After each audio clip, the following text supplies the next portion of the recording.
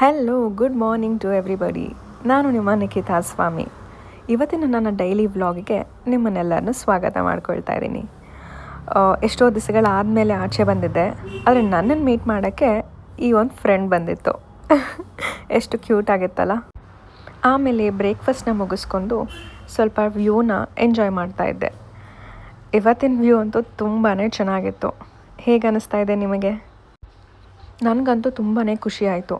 ಯಾಕಂದರೆ ಒಂದು ಟೈಮಲ್ಲಿ ನಾನು ಈ ಥರ ಎಲ್ಲ ಲೈಫ್ ಲೀಡ್ ಮಾಡ್ಬೋದಾ ಅಂತ ನನ್ನ ಮೇಲೆ ನನಗೆ ಡೌಟ್ ಇತ್ತು.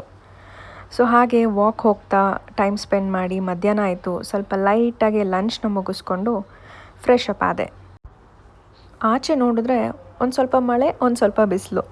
ನಮ್ಮ ಲೈಫ್ ಥರ ಒಂದು ಸ್ವಲ್ಪ ಖುಷಿ, ಒಂದು ಸ್ವಲ್ಪ ದುಃಖ. ಸೊ ಹಾಗೆ ಒಂದೊಳ್ಳೆ ವ್ಯೂನ ಮತ್ತೆ ಎಂಜಾಯ್ ಮಾಡ್ತಾ ನಾನು ಈವ್ನಿಂಗ್ನ ಟೈಮ್ ಸ್ಪೆಂಡ್ ಮಾಡಿದೆ. ನಾನಂತೂ ಕೆಲವೊಂದು ಸರಿ ತುಂಬ ಸ್ಟ್ರೆಸ್ ಈಟ್ ಮಾಡ್ತೀನಿ. ಯಾರು ಮಾಡಲ್ಲ ಹೇಳಿ?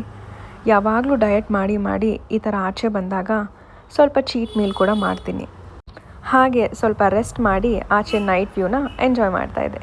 Thank you. Bye bye.